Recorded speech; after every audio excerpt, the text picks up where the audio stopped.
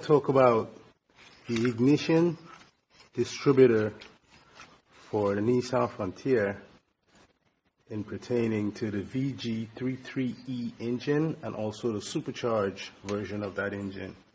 So, like I said, this is the distributor. This is a brand new one that was purchased from the dealer. You always want to look for the dealer identification on your part. But the first part I want to start with is the cap. And you can see I have a cap right here before us. In each one of these connections for the spark plug is an electrode. And you have to be careful with this cap because you can see we have a post here for the coil. It can be broken if it's mishandled. Now, this is a part that will cause misfire.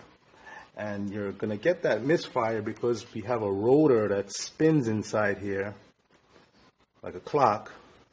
And this centerpiece is what connects the rotor continuity, the circuit, from the coil to the spark plug. So these are the spark plug's electrodes. And this is the electrode from the coil. And you see how it connects on top here. So there's no coil wire. The coil is internals inside on the distributor. We're going to get to all of that later. Now, using this distributor cap, this mechanical distributor, is not the best way for ignition on today's car. Most cars today have coil packs. They don't have distributor like we have here. Instead, they have just a coil like you're going to see in here for each cylinder with a wire to fire the plug. In our version, we have a coil that distributes its voltage by a rotor through the cap, the rotor cap electrodes, sending them to the cylinder. So for example, when we take a look at this cap, this is cylinder 1, 2, 3, 4, 5, 6. During the rotation of the rotor inside of this cap, it will cause wear onto this bushing, which has a spring that sits behind it. And once this bushing is worn out, the spring will have a less tension for applying pressure to keep the circuit closed. So you're going to have to look in here and make sure this bushing is not worn out. Another thing is too, the electrodes for the spark plug wire will sometimes develop corrosion, and this will cause a loss of continuity when the rotor is rotating and at that point for transferring high voltage electricity. So you're going to need to clean that off with a sandpaper, or sometime you're going to have to replace the distributor cap completely. Also, you need to look for cracks on the distributor cap. Another thing with these distributors is if water is to get around them while the engine is hot, the moisture will develop under here and it will cause a short circuit or misfire for the cylinder. Also, a fail start condition. So there's a lot of stuff to know about the distributor and its rotor cap. So like I've always said before, you want to consult with the factory service manual when making repairs and modifications to parts. So now I'm removing this rotor cap because we want to take a look at the internal of this distributor. A lot of things may not be covered here, but the first thing I want to show you is this, I guess I will call it a capacitor or a noise filter. This is to eliminate ignition noise frequency that may interfere with the radio. That's what this is for.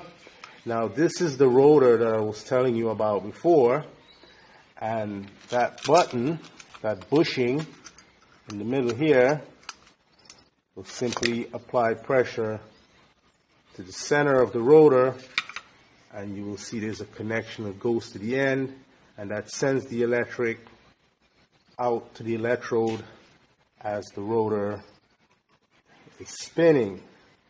So you're going to notice that the rotor is closely in contact with the coil post, but it do not have the likeliness to do so because the contacts is isolated from that, and it sits down there on a spring. So to remove this rotor, you're going to have to use, I believe that looks like an 8mm. You're going to have to use a Phillips screwdriver. So it's best to use a socket, and you're going to want to position this screw so you could have access for getting the tool onto it. So what I'm doing here is what you're going to have to do in the future if you want to replace internal parts on the distributor. Sometimes placing this part in a vise may be required for releasing its fasteners. This is a shield that's being removed, and this shield prevents electronic interference from the ignition coil module and the high voltage that's being circulated above it.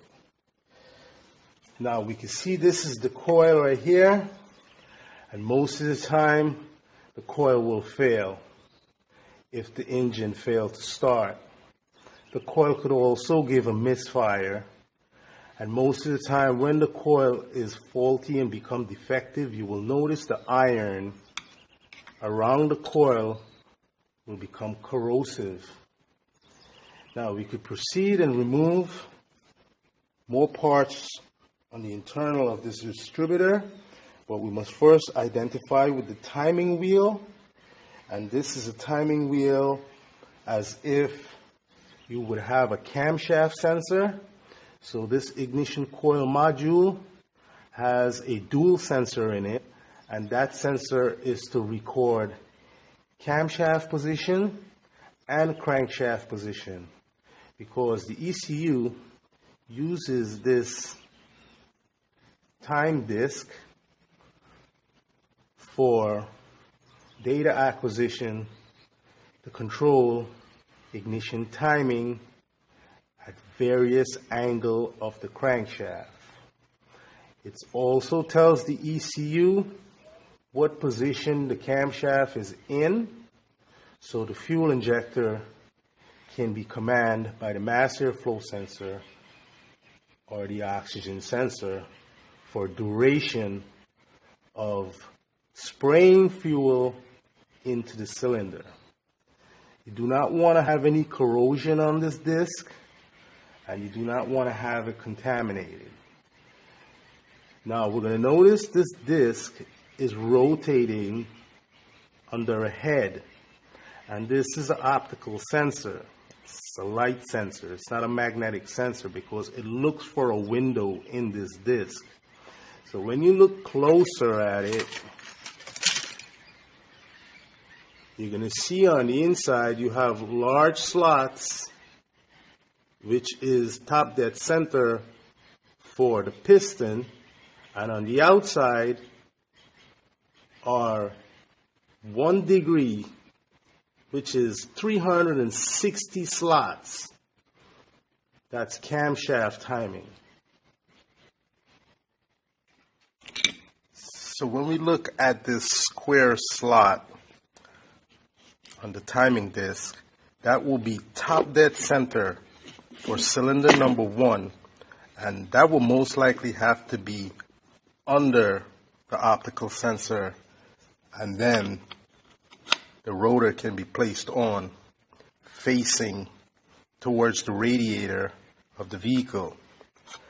The other slots, which you see are those lines, are top dead center for cylinder 1, 2, 3, 4, 5, and 6.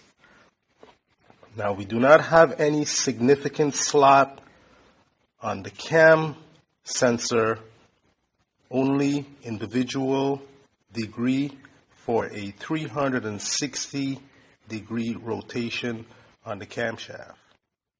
The ignition control module will also display its malfunction in variation to engine temperature. For example, the vehicle may start and operate as it should, but once the temperature gets hot, a misfire or shutdown of the engine may occur. The engine may not restart until its temperature is cold. These could all be symptoms of the ignition control module. The ignition control module affects ignition performance, and these performance could take place as the engine temperature changes from hot to cold. A camshaft position sensor, DTC P0340, will most likely be associated with this ignition coil module inside the distributor. What I'm going to do now is I'm going to remove the center Phillips screw.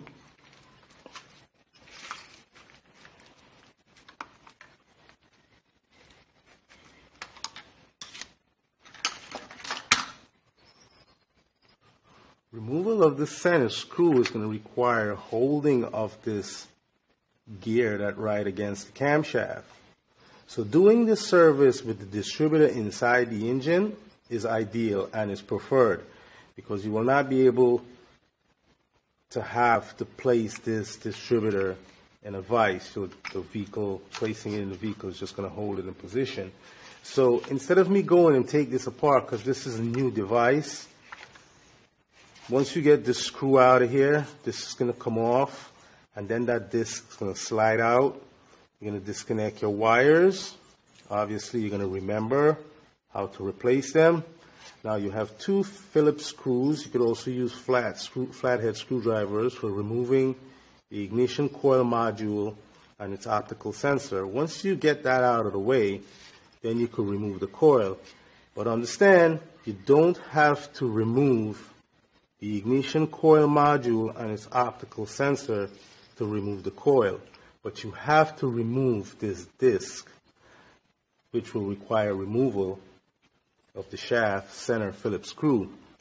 Once that removed, you'll be able to remove the coil. And I believe on the market there is high performance application for this coil, where I believe this coil currently is firing at 60,000, 55 to 60,000 volts for the factory OEM. And the high performance one will be approximately 80,000 volts. So that's a greater spark. It's a much cleaner burn. It's something that you're going to want to make sure you can see if you could get, but it's not that important. Another thing, once you upgrade that coil, you have to make sure you monitor these electrodes, and the center electrodes, because that high voltage from the coil could cause these to become burnt up. So I know in the Chevrolet application for high performance or high energy coil, the rotor cap will have a much more heavy duty terminals, electrodes, for conducting that high voltage. So that's something you have to consider. I have not done it on my vehicle yet, but if I do run into this coil, I will most likely change it.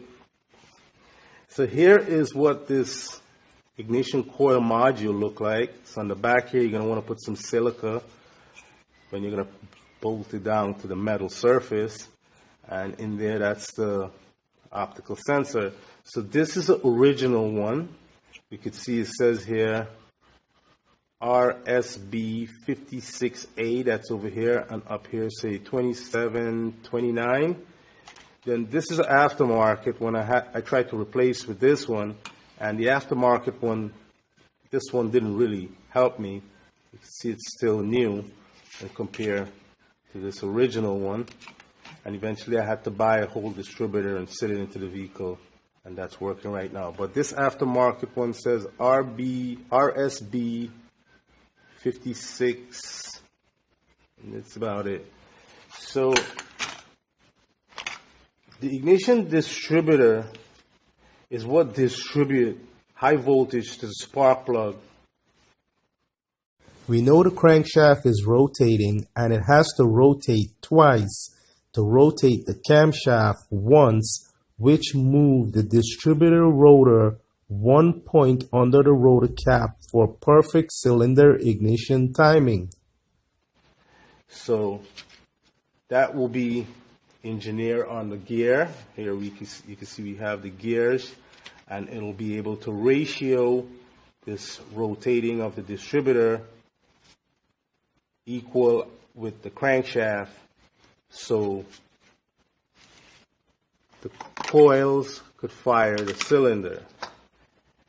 Well, this is the end of this video, and I have other videos pertaining to ignition distributor timing and the timing belt, which you should also look at to have a good understanding on how to set up this timing.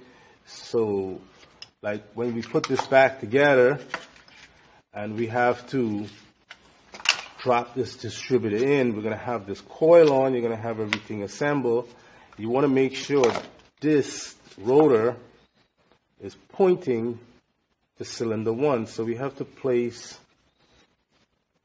the coil,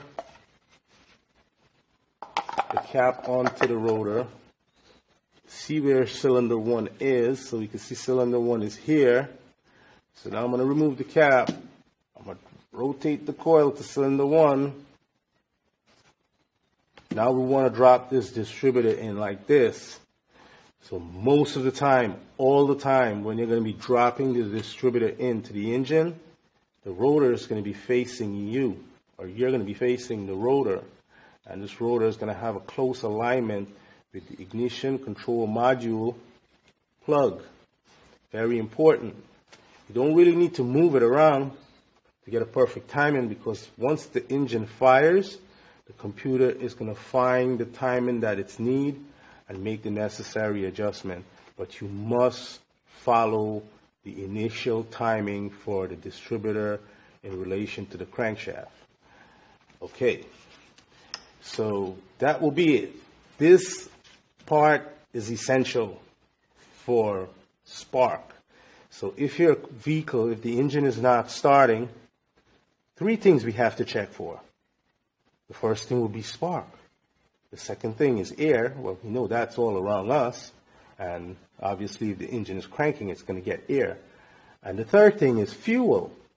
So when you know you're not getting spark, you have to consult with this fella here. Go to the fuse box, check the fuse, make sure all the fuse is good, and consult with the distributor.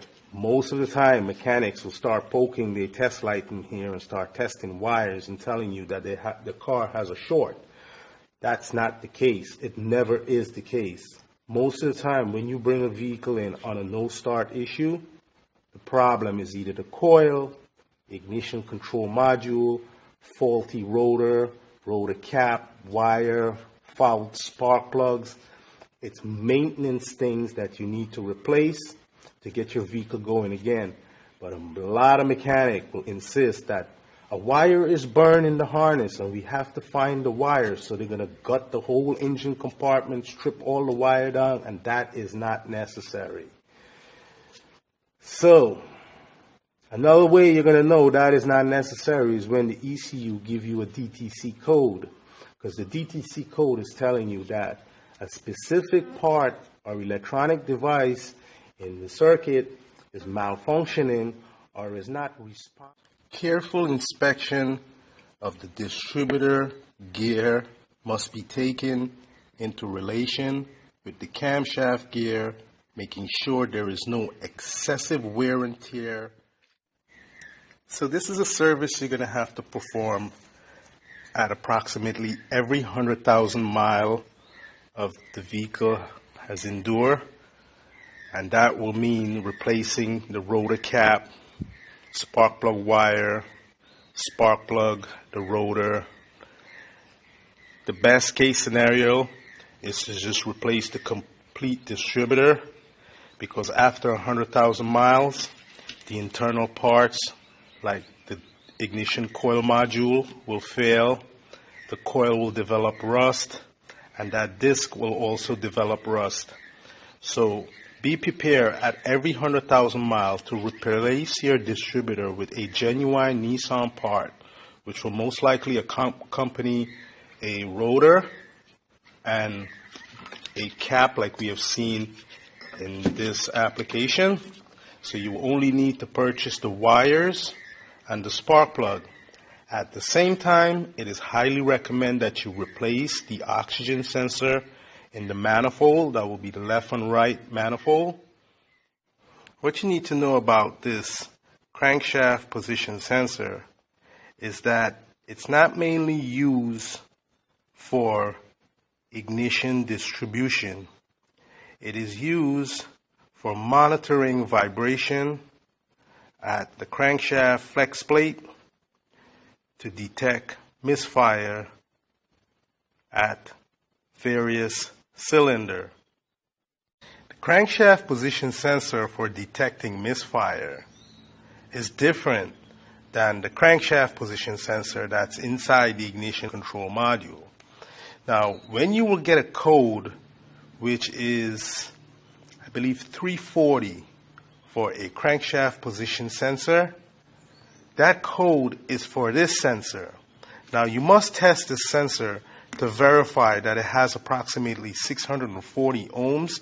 You will need to consult the factory service manual to verify for your application. This crankshaft sensor does not mean that it's the crankshaft sensor signal that's inside the control module and the distributor timing plate. You will know when the crankshaft position sensor inside the ignition module is defective and faulty because the engine will fail to start. Understand, the ECU needs to see where the piston is in cylinder number 1 to ignite that spark plug to start the engine.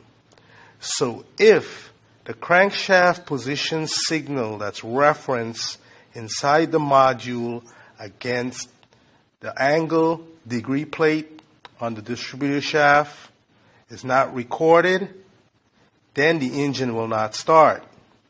But this crankshaft sensor, if it does not record a signal from the flex plate of the flywheel, it will still start the engine, but it will display either the sensor is faulty or there's a misfire on the circuit that will most likely be caused by poor wires, deteriorated wires, or faulty connection, a defective or old distributor cap and rotor.